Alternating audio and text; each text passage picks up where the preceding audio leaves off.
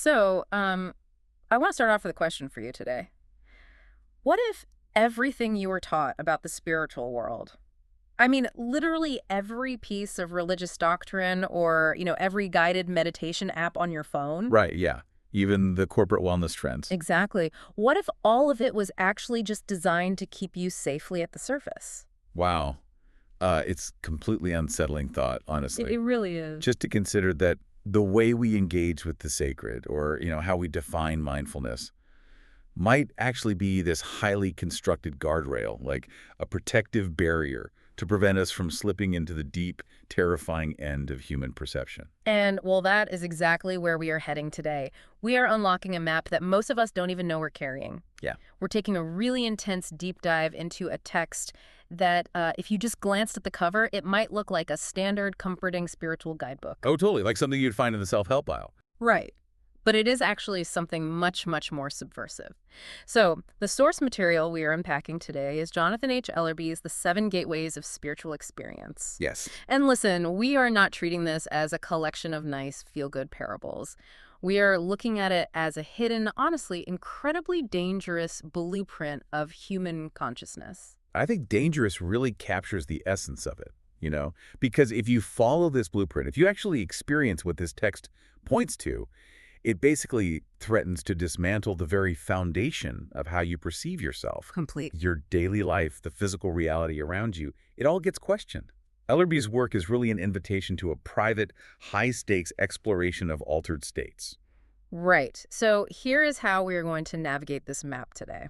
I am bringing a very heavy dose of skepticism to this. I wouldn't expect anything less. Well, you know me. I want to look at these claims through the lens of psychology, evolutionary biology, and neuroscience. I want to know the mechanics of it all. The nuts and bolts. Exactly. Like if someone claims they are touching the divine, what is the meat and electricity inside their skull actually doing? I want to explore the possibility that these profound realizations are, maybe just biochemical glitches in our hardware. Fair enough.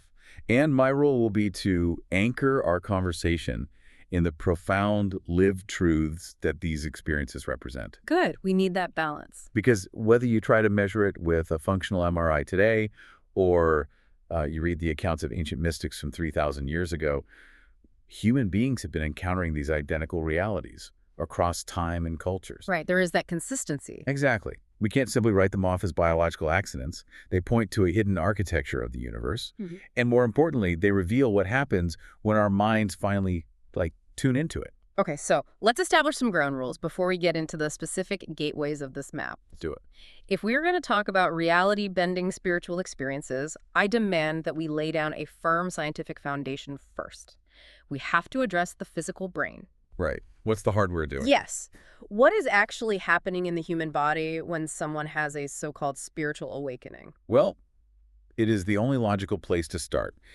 And Ellerby doesn't shy away from the science at all. He actively brings in the research of neuroscientists and neurotheologians, people like Rick Hansen, Andrew Newberg, and Matthew Elper. Right, the pioneers of mapping this stuff. Exactly. These researchers have spent years putting meditating monks, praying nuns, and just, people having deep spiritual experiences into brain scanners. Which is fascinating in itself. Oh, absolutely. They've looked at the real-time blood flow and electrical activity in the brain while these people are actively in those states. And so what exactly are they finding? I mean, what does the data show? They found that a spiritual experience is not just some vague emotional feeling. It is a highly specific, measurable neurological event. During these deep states, certain regions of the brain become highly active, while others essentially just power down. They go quiet. Interesting. Give me an example. So, for example, the frontal lobes, which handle our focus, attention, and concentration, they light up brilliantly. Okay, that makes sense if they're deep in prayer or meditation. Right. But the parietal lobe, specifically the posterior superior parietal lobe, goes completely dark. Okay, wait, let's unpack why that matters. For you listening, your parietal lobe is essentially your brain's internal GPS system. That's a great way to put it. Yeah, it's constantly calculating your physical boundaries. It tells you where your body ends and where the chair you are sitting on begins. Like, it gives you your orientation in three-dimensional space. Exactly. It constructs the physical boundary of self versus other. So when that specific area of the brain loses blood flow and quiets down during deep meditation, what happens? You literally lose the biological capacity to feel separate from your environment. The GPS turns off. The GPS completely turns off. And the subjective experience of that neurological shift is this profound, overwhelming feeling of absolute oneness with the universe. Right. You don't just think you are connected to everything. You physically feel that you're indistinguishable from the space around you. Wow. So there is a very real, very measurable biological mechanism at play here. See, but here's where my logical skepticism kicks into overdrive. I knew it was coming. Right, because if scientists can map that mechanism, it changes everything for me.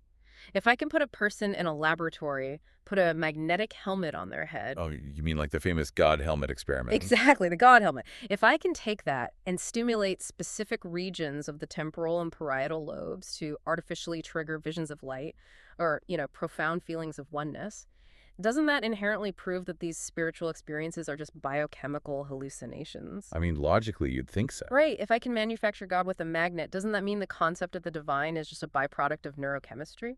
It is the ultimate materialist argument. Right. And honestly, on the surface, it makes total logical sense.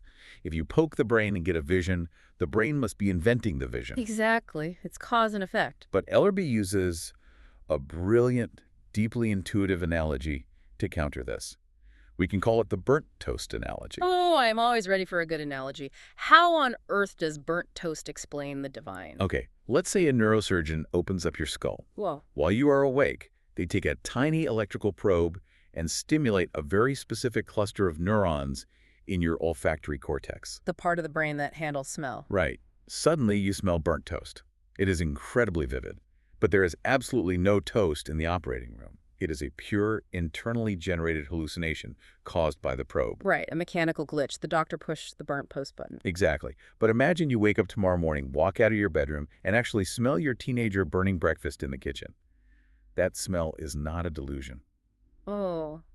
Okay, I see where this is going. Right.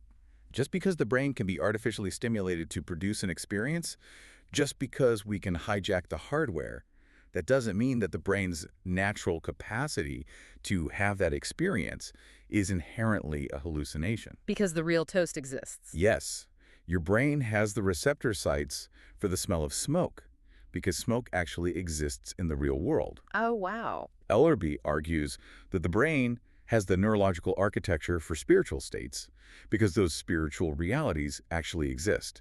The brain is the receiver, not the source. It's like a highly complex radio. Exactly like a radio.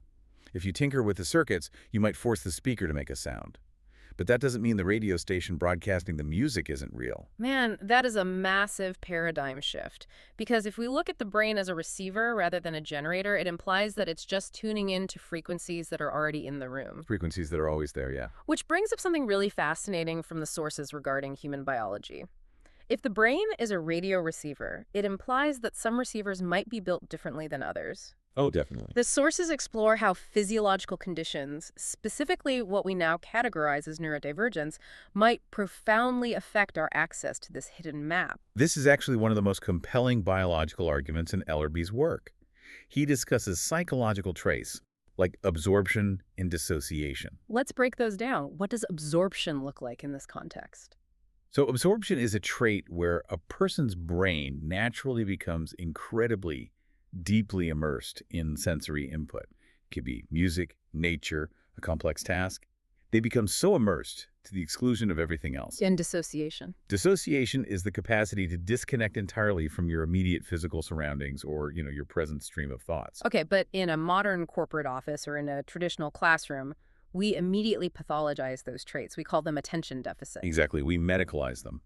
But in the context of tuning that neurological radio, these traits are profound assets. The sources specifically point to conditions like ADHD and sensory processing sensitivity, or SPS. Right, highly sensitive people. Yeah. In our standard medical model, these are treated as disorders. They're obstacles to productivity. But when you look at them through the lens of spiritual perception, you really have to ask a radical question. Are these actually evolutionary tools? Let's look at the mechanics of sensory processing sensitivity, just to ground that idea. If you have SPS, your nervous system's gating mechanism is literally capturing more data from the environment than the average person. Way more data. Yeah, Most brains automatically filter out, like the hum of the refrigerator or the exact tone of someone's voice or the subtle shift in the lighting of a room, just to save energy. Because if we processed all of it, we'd be overwhelmed. Right, but a highly sensitive nervous system processes all of it. You are quite literally receiving more reality than the person sitting next to you. And that means your biological filters are fundamentally thinner. You don't have to spend years meditating in a cave to bypass the ordinary restricted view of reality because your biology is already geared toward the extraordinary. It's like you're born with the volume turned all the way up on the receiver. Precisely. People with these neurological setups are naturally capturing the subtle frequencies that traditional society tries to block out. Which perfectly illustrates this incredible story from the text. There is an indigenous elder named Pam that Ellerby worked closely with. Oh, Pam's story is so powerful. It really is. So Pam had advanced diabetes, and as a result, she lost her eyesight completely. Total physical blindness. Her visual cortex was no longer receiving any input from her eyes. Nothing at all. And yet her brain seemed to do something almost miraculous to compensate. It is a stunning example of profound neuroplasticity meeting spiritual perception. When Pam's physical sight vanished, she didn't just go into darkness. She began to develop the ability to see in an entirely different, non-physical way. What could she actually perceive? She could feel the energetic footprint of a room. She could sense the physical presence, the emotional moods, and even the bodily health of the people around her. I mean, there is a moment where Ellerby describes quietly sneaking into a crowded room. He intentionally makes zero noise. He sits down next to her without saying a single word. Right, testing her, basically. Yeah. And Pam immediately turns to him, knows exactly who he is, and casually asks him to fetch her a glass of water. It's amazing. And her grandsons would literally try to play tricks on her, right? By standing perfectly still and silent in front of her. But she always knew exactly who was there. So we have to ask, what is the brain actually doing here? When the dominant, overwhelming, blaring siren of physical sight was removed, Pam's brain reallocated its processing power. It found a new way to use the hardware. Yes, it rewired itself to perceive the subtle, energetic realities that are always present around us. The energy didn't suddenly appear just because she went blind. Precisely. The presence of those people, the subtle heat, the emotional frequency, it was always there. But ordinary human vision is incredibly loud. It's a data hog. It is. It dominates our brain's processing capacity and drowns out those quieter, more subtle frequencies. Pam's blindness was the biological catalyst that forced her internal radio to tune into a different, deeper station. Her biology adapted to perceive what we would call the sacred. Exactly. I love this because it grounds the entire map. It tells us that these altered states aren't located in some distant dimension that you have to fly to on a spaceship. No, not at all. They are right here, superimposed over your living room, just waiting for your brain's frequency to shift. And that actually transitions us out of the biological theory and right into the first phase of this map. The entry points. Right, the entry points. Yeah. We are looking at the states that are most accessible to you, the listener, in your daily life. Let's explore the first two checkpoints, which I like to think of as the extraordinary ordinary and the glitch in the matrix. I like those titles. And these first two gateways are crucial because they don't destroy your ego. Your identity remains completely intact. You still feel like you. Right. You still know your name, you still know where you are, but your perception of the world around you undergoes a sudden, radical shift. The first is Gateway 1, the experience of truth and beauty. Okay, so a lot of psychologists refer to this as the flow state. This is defined as those spontaneous, sometimes shocking moments where the mundane, exhausting routine of daily life just suddenly drops away. And you are hit with this visceral, profound feeling of absolute perfection. Yeah, it's that fleeting moment where everything in the universe just seems to make sense. And to illustrate this, Ellerby shares a story that is honestly almost painfully relatable. He was traveling, and he got stranded in a random airport in the middle of the United States during a massive winter storm. We've all been there. His flight was abruptly canceled, he had absolutely no money left for a hotel room, and he was staring down the miserable prospect of sleeping on the cold terminal floor. It is the absolute peak of modern bureaucratic stress. You are trapped in an artificial environment. You have zero control over your movement, and you are just a rat in a very uncomfortable maze. Right? He was frantic, angry, and completely powerless, and he fought the reality of his situation for hours. Pacing around, checking the monitors. Exactly. But finally, out of sheer emotional and physical exhaustion, he just gave up. He surrendered. He just stopped fighting the reality of the airport. He pulled out his headphones, pressed play on a recording of Puccini's famous opera, La Bohème, and just let go of his resistance. And the moment he truly surrendered, something shifted in his perception. The way he describes it in the book is incredibly cinematic. He says the entire chaotic, miserable airport synchronized into a perfect slow-motion ballet. It's such a beautiful image. He watched the sad girl crying on the payphone. He watched the pompous businessman pacing around. He watched the exhausted couple sleeping on the chairs. And suddenly, the chaos and the ugliness vanished. He saw every single person playing their exact, necessary, perfect role in the grand tapestry of the universe. Right. He felt no judgment toward the businessman. He felt no pity for himself. There was nothing to fix. It was just pure, unadulterated beauty right in the middle of an ugly travel delay. And what we really need to highlight here is that this wasn't a religious vision. No. The sky didn't open up. There were no angels singing. It was just the naked spirit of life revealing itself through ordinary, stressed-out people. Which is so profound. It teaches us a huge lesson about Gateway 1. Truth and beauty are an ever-present baseline. They are always broadcasting. It is only our personal stress, our constant need to control outcomes, and our resistance to the present moment that act as static, blinding us to that beauty. Let's bring this back to the hardware for a second, because looking at this through the psychological lens, this maps perfectly onto Mihaly Csikszentmihalyi's famous concept of flow. Oh, yes. Or what neuroscientists track as gamma brainwave states. Yeah. We see this neurological shift in elite athletes when the game slows down, or in jazz musicians when they're deep in an improvisation. Even a programmer writing code at 2 a.m. The brain is operating at peak efficiency, but with a total lack of internal friction. Exactly. And the mechanism behind this is fascinating. The prefrontal cortex, the part of your brain sitting right behind your forehead, is responsible for your inner monologue. The voice in your head. Right. It constantly judges your actions, worries about the past, and calculates the future. During these moments of truth and beauty, the prefrontal cortex literally undergoes what is called transient hypofrontality. Okay, break that down for us. So transient meaning temporary, hypo meaning less, and frontality referring to the frontal cortex. The inner critic temporarily loses power and shuts down. Wow. And when your capacity to judge the moment goes offline, you are left in a state of pure, frictionless connection with the present. The airport is no longer bad or frustrating, it just is. And that flow state, that moment where you stop fighting reality, prepares your mind for the next threshold. Ellerby calls the second phase Gateway 2, ordinary magic. The impossible made real. Exactly.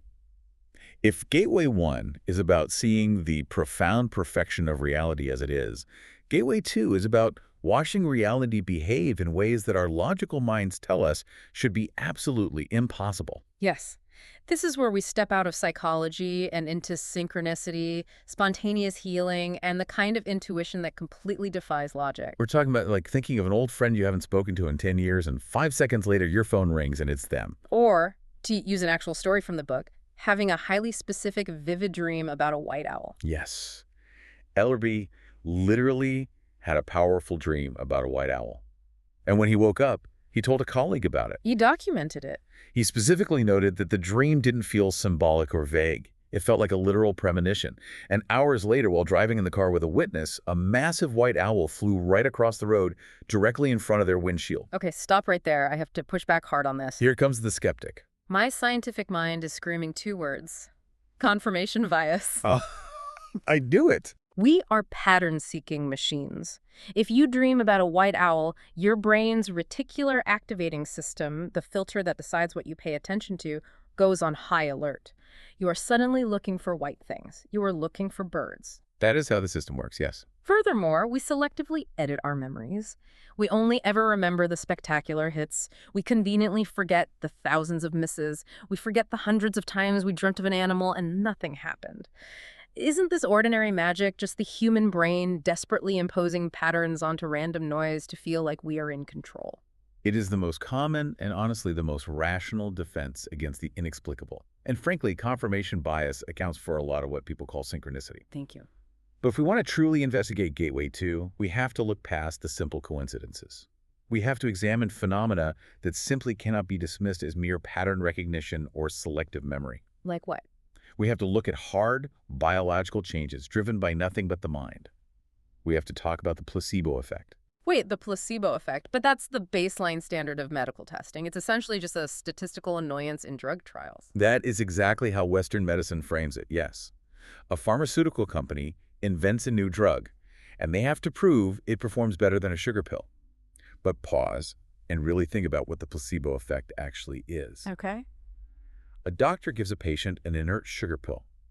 The doctor tells the patient this is a powerful, cutting-edge medicine that will cure you. The patient believes them. And then the patient's physical body responds by spontaneously healing a real physiological ailment. Bleeding ulcers heal. Chronic back pain vanishes. Tumors shrink. Because the brain, believing it has been cured, triggers the body's natural healing mechanisms. It releases endorphins, it lowers cortisol. Exactly. But do you see what just happened? Ellerby points out that what science dismisses as an error in the data is actually a profound psychological and spiritual gateway. The power of belief. It is the direct, observable, scientifically validated power of human intention, belief, and hope, physically altering biological reality. In a spiritual context, that is not a medical trick.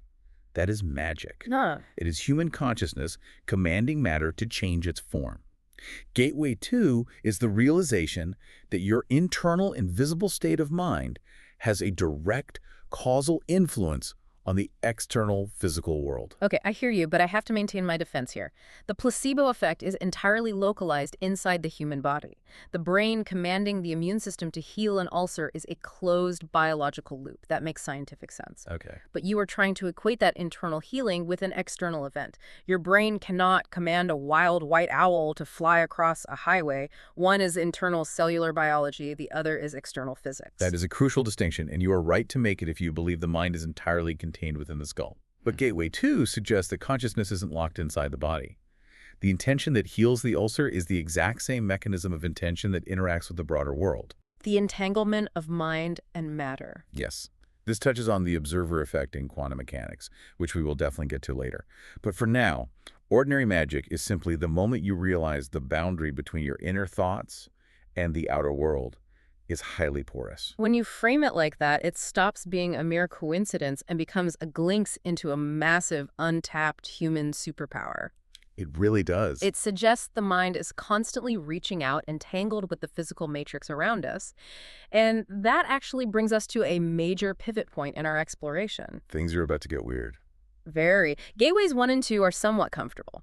Whether you are experiencing perfect flow at work or marveling at a crazy coincidence, you are still fundamentally you. Your identity is safe. Yes. But as we move deeper into this map, into Gateways 3 and 4, the literal boundary of the human ego begins to fracture. The you that you think you are starts to break apart. We are leaving the safe harbor of modern psychology and entering the deeper, darker waters of consciousness. Gateway 3 is the experience of the spirit world. This is where the map forces us to confront encounters with non-physical beings.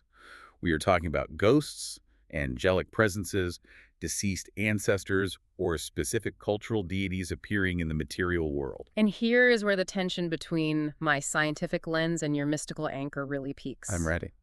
When someone encounters an angel at the foot of their bed or speaks to a spirit guide, psychology has a very neat, elegant, and historically robust explanation.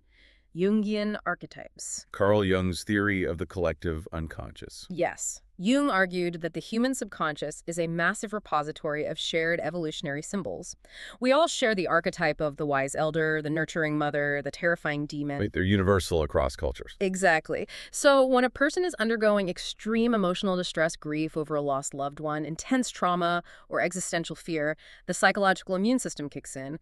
The brain actually projects these archetypal images into conscious awareness. It creates a hallucination to cope. Exactly. It constructs a hallucination of a comforting angel to help the mind process an emotion that would otherwise destroy it. It's a brilliant survival mechanism. It is a psychological projection. It is not real in the objective sense. It is a highly advanced, highly necessary coping mechanism generated by the brain. And that theory works beautifully for a solo experience. If you are alone in a therapist's office or alone in your bedroom, the projection theory is perfectly sound. It makes complete sense. But it completely falls apart. The entire foundation crumbles when you look at the terrifying objective reality of shared events. Shared hallucinations. Ellerby recounts a story that completely defies the Jungian model. He tells the story of a husband and wife who were asleep in their bed. Suddenly, in the middle of the night, they both woke up simultaneously. At the exact same time. Yes, and they both look up to see the exact same thing. The translucent, glowing spirit of a bird flying around the ceiling of their bedroom. See, that is wild. And their reactions were completely different, right? Completely different. The wife immediately felt a profound sense of peace. She knew instinctively that it was the spirit of her mother, who had just passed away, coming to say a final goodbye. The husband was completely terrified and honestly enraged by the event. It broke his rational worldview. He jumped out of bed, turned on the lights, and frantically searched for an open window, trying to prove a real bird had gotten inside. But the room was sealed tight. Sealed tight. So this is the challenge to your psychological model. This raises an incredibly uncomfortable question for science. How does a shared psychological projection happen? How do two separate human brains, with two completely separate subconscious minds, suffering from different levels of grief, manage to project the exact same translucent bird into the physical space of a room at the exact same millisecond? Yeah. The math on that simply does not work for standard psychology, unless you want to argue for some sort of localized, high-definition telepathy, where the wife broadcast her hallucination into her husband's visual cortex. Which is just as magical, right? Yeah, honestly, arguing for telepathy is just as scientifically fringe as believing in spirits. Exactly. In Gateway 3, you are forced to confront the idea that these entities, whatever they are, have an objective reality. They have their own existence, their own agency, completely independent of our minds projecting them. It's hard to swallow. It deeply challenges human arrogance. We operate under the assumption that if our standard five senses can't measure something, it doesn't exist. But as Ellerby notes, for the vast majority of human history, we couldn't see ultraviolet light or X-rays. That's true. That didn't mean ultraviolet light was a myth. It just meant our biological and technological tools weren't sophisticated enough to detect the frequency. The spirit world operates on a frequency that our standard senses simply aren't tuned to catch on a daily basis. Which sets up an incredible transition to Gateway 4, the cosmic self. Because if Gateway 3 proves that consciousness exists outside of other bodies, Gateway 4 is the terrifying realization that your consciousness is not confined to your own skull. This gateway covers out-of-body experiences, or OBEs, near-death experiences, and profound states of lucid dreaming. This is the moment the mind steps completely outside the vehicle of the physical body. And again, Ellerby grounds this concept in a very visceral, non-religious, highly modern example. He was leading a seminar discussing the nature of the mind, and a young medical student nervously raised his hand to share his own unexplainable experience. The resident doctor, I have to say, this is one of my absolute favorite parts of the sources because he is the exact opposite of someone looking for a mystical vision. Precisely. This young doctor had just come home from an absolute grueling 40-hour hospital shift. His body was physically devastated. He was profoundly sleep-deprived, just running on fumes and adrenaline. But his anxiety about his career was so high, his mind was still racing. So instead of sleeping, he sat down at his small desk, opened his heavy medical textbooks, and tried to force himself to study. Which is insane. It is. And as he is sitting there, pushing his biology past its absolute breaking point, something snaps. He suddenly realizes that his perspective has shifted. He's no longer looking through his own eyes. He's above it. He is floating up near the ceiling of his tiny apartment. He is looking down at the back of his own head. He is literally watching his own physical body slumped over the medical textbook. He is experiencing full, lucid, sharp awareness from a point in space completely outside his physical brain. Just think about the implications of that for a medical professional. Yeah. This is someone trained strictly in anatomy, biology, and chemistry.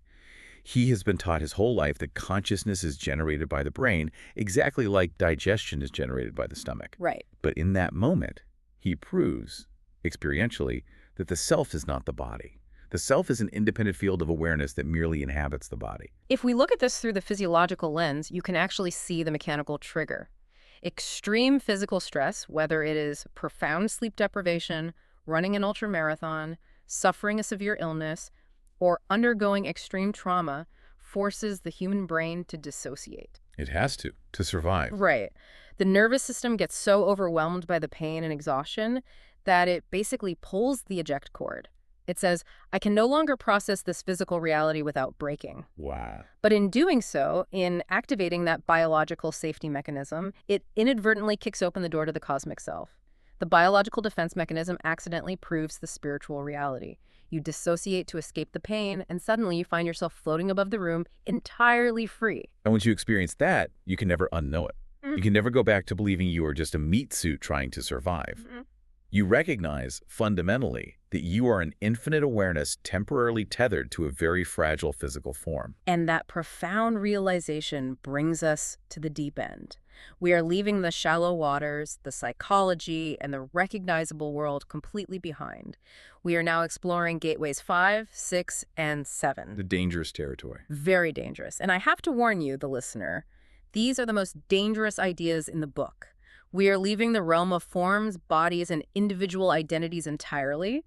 This is where the hard physics of the universe and the absolute deepest states of human consciousness violently collide. Let's step into Gateway 5, divine energy. Okay, set the scene for this one. In Gateway 5, all awareness of a physical body, yours or anyone else's, vanishes. You don't have hands, you don't have a specific location in space. The universe is no longer perceived as a collection of solid objects. What is it then? It is perceived purely as a vast, infinite, interconnected matrix of subatomic energy, light, and vibration. The table isn't a table. It is a dense current of force.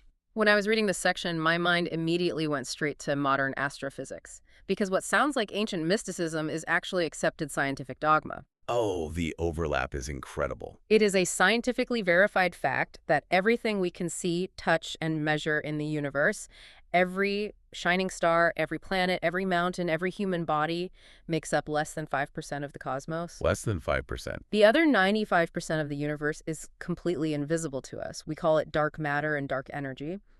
And we don't call it that because it's evil. We call it that because it does not interact with light, so we literally cannot see it. But we know it's there. We know this invisible matrix exists because without it, the math of gravity falls apart and galaxies would spin themselves to pieces. What is so fascinating here is the convergence of disciplines. What astrophysicists coldly refer to as the quantum field or dark energy, mystics and sages have been intimately calling divine energy for millennia. They're describing the same thing. Exactly. In Gateway 5, you don't just understand this invisible field as a mathematical equation. You experience it directly. You literally become it. And in this state of pure energy, you realize that human intention directly acts upon the physical world. This brings us back to the observer effect we mentioned earlier with the placebo effect. Yes. In quantum mechanics, the famous double-slit experiment shows that the mere act of a human observing a subatomic particle actually changes how that particle behaves. It collapses the wave function. Right. It changes from a wave of probability into a fixed point of matter just because it is being watched. In Gateway 5, you experience that physics firsthand. You realize that your consciousness is not a passive mirror reflecting the world. It is a tangible, active force that bends and shapes the energetic matrix of reality. Which sounds incredibly empowering. It sounds like you were a superhero. Until you take the next logical step. Because Gateway 6, which Ellerby calls formless spirit, is where things get deeply, fundamentally uncomfortable. Yes, they do. The sources describe this gateway using the ancient Sanskrit term Satchidananda, which roughly translates to existence, consciousness, bliss. It is the absolute void of creation. Yeah. And in this state, all duality completely permanently vanishes. All duality. Hot and cold don't exist. Up and down don't exist. Light and dark merge into one. And, most dangerously, good and evil cease to exist. This is the crux of it. In Gateway 6, the concepts of good and evil are revealed to be absolute human-made illusions. They dissolve entirely into one single, churning creative force. I really want to spend time on this because it is the most counterintuitive, disturbing idea for the rational ego to process. It is absolutely terrifying to the human ego, and if you take it seriously, it is lethal to human society as we have currently constructed it. How so? Well, think about the architecture of our world. Our entire civilization, our systems of justice, our legal codes, our organized religions, our moral hierarchies, our political parties is built entirely on the rigid, unshakable division between good and evil. We need an enemy. We define who we are by clearly defining who we are fighting against. We derive our sense of virtue and meaning by pointing at the bad guys. Exactly. If there is no objective good or evil, if there is only an infinite, sacred interconnectedness, the whole societal system collapses instantly. It falls apart. You cannot maintain a punitive, revenge-based justice system if you truly deeply believe that the criminal in the cell is just another expression of the exact same divine source that you are. You cannot convince an army to wage war and drop bombs. You cannot feel morally superior to your neighbor for voting a different way. This is exactly why, throughout history, mystics who touch Gateway 6 and return to speak about it publicly get exiled, imprisoned, or executed. They're a threat. When a mystic returns from the formless spirit, they don't say God is a bearded king in the sky who wants you to follow these 10 specific rules. They say, I am God. You are God. The worst criminal is God. The enemy is God. And that message destroys all external authority. If God is within everyone equally, the priests lose their monopoly on salvation, the kings lose their divine right to rule, the institutions crumble. The realization of absolute non-duality is the ultimate threat to the status quo. It is the ultimate spiritual anarchy. The ego demands an enemy to survive, and Gateway 6 takes the enemy away entirely. Which leads us to the final, ultimate threshold of the map. Gateway 7. Pure consciousness.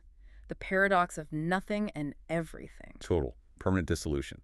This state is so deep, so absolute, that even the profound feelings of love or bliss that you might experience in Gateway 6 are completely gone. Wait, why is the bliss gone? Isn't that the whole point of enlightenment? To be blissful. Because in Gateway 7, there is no you left to feel the bliss. You cannot experience joy because the fundamental boundary between the experiencer and the experience has vanished. You are the ocean. A drop of water cannot feel the ocean once it merges with it. It simply is it. You become the quiet, unmoving awareness behind all creation. The paradox of returning from this state is just mind-bending. The sources talk about how incredibly difficult it is to come back from Gateway 7 and reconstruct an ego. It's like putting toothpaste back in the tube. Right. You have touched the absolute, unmoving bedrock of reality. And when you come back down, when your brain boots back up into your physical body, you look around and realize that the entire material world, your career goals, your mortgage, your physical body, the traffic jam you're sitting in, the entire planet, is just a tiny, almost irrelevant speck of dust in the true scope of reality. It's all just a game. How do you go back to caring about a quarterly performance review after you have dissolved into the infinite void? You don't. Or, rather, you care in a completely different, detached way. Yeah. You participate in the illusion of daily life. You still chop wood and carry water, but you are no longer bound by the anxiety of it. You've seen behind the curtain. Yeah. The play is still happening on stage, but you know it's just a play. Which brings us to a massive, glaring question. This is where we need to connect all of these lofty concepts back to raw human behavior. The practical application. Right. If these 7 gateways are so profoundly liberating, if they offer total freedom from fear, freedom from the crushing weight of the ego, and connection to infinite energy, why aren't we all walking around in a state of enlightened bliss? Why is the modern world so anxious, so violently divided, and so utterly miserable? Because, at a fundamental biological and psychological level, we are terrified. Terrified of what? Terrified of losing ourselves. Yeah. And because we unconsciously build massive psychological and societal architectures to keep these gateways permanently blocked, Ellerby tells a very poignant story about a teenage friend of his that perfectly illustrates this. Oh, the meditation story. Yes. They were young, and they were discussing trying out meditation for the very first time. Ellerby saw it as a fun, curious exploration of the mind. But his friend was physically paralyzed by fear. He refused to even close his eyes. Why? What was he afraid of? Because he had been deeply, systematically conditioned by the religious fear of hell. He was terrified that if he accidentally opened his mind, if he quieted his thoughts and entered an unapproved spiritual state, demonic forces would enter him and he would suffer eternal damnation. It is the ultimate fear-based firewall. If you threaten someone with infinite, eternal torture for looking past the surface of reality, they will never, ever look past the surface. They will police their own minds. They'll keep the gates locked. But let's bring this into the secular world, because it's not just ancient religious conditioning doing this.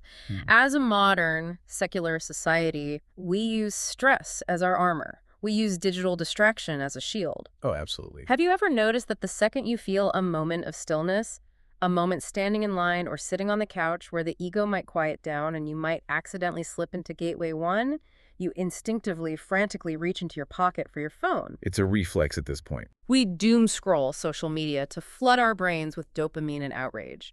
We use the constant blaring influx of digital noise as a pacifier to prevent ourselves from having to face the terrifying silence of our own infinite nature.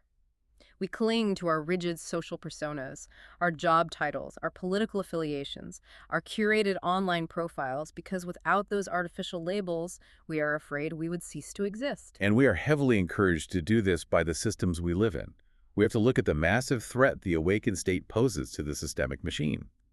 Modern societies, massive corporations, and governments actively structurally suppress this kind of deep awareness. It's bad for business. Exactly.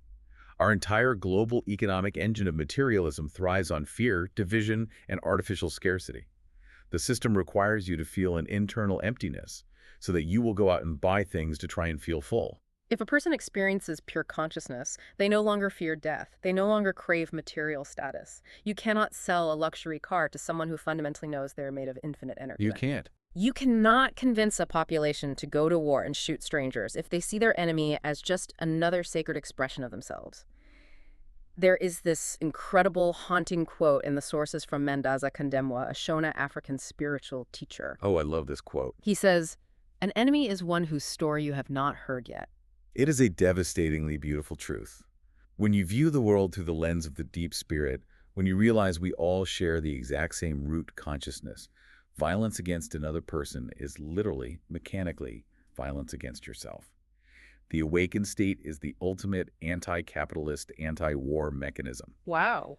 And that is exactly why we are intentionally kept stressed, exhausted, underpaid, and endlessly distracted. A tired, angry population doesn't have the energy to open the gateways. So if the societal programming is that strong, how do we ever break through? Looking at all the evidence in these sources, it seems like there is a deeply tragic common denominator. Sadly, it usually takes a catastrophe. Yeah, a rupture in the routine. Hitting absolute rock bottom, experiencing severe trauma, unexpectedly losing a loved one, or facing a terminal illness diagnosis is often the only force strong enough to shatter our social conditioning. It takes a wrecking ball to break the ego's armor and force these gateways open. When you lose everything you thought you were, when your identity is stripped away by suffering, you finally discover what you actually are. It is the ultimate paradox of human suffering. Our greatest pain, the moments that completely break us, are often the exact keys required to unlock the door to our greatest liberation. So what does this all mean for you, the listener, as you go about your day? As we wrap up this deep dive, the vital takeaway from Ellerby's map is this. These 7 gateways are not rungs on a ladder that you have to climb in sequential order. Right, this isn't the video game. You don't get a gold star for reaching Gateway 7. They are overlapping dimensions of reality. You are constantly, fluidly moving through them, whether you realize it or not. Every single day. The flow state you hit at work when you lose track of time, the crazy coincidence where you ran into an old friend, the deep intuition that told you not to take a certain road, these are all the sacred bleeding into your ordinary life. You are already participating in the infinite. Your brain is already bathed in the quantum field. The only thing that actually needs to change is your willingness to recognize it, to stop filtering it out with stress and distraction, and to be brave enough to let the mystery back into your life. Which leaves us with one final, lingering question to mull over as you step back into your daily routine.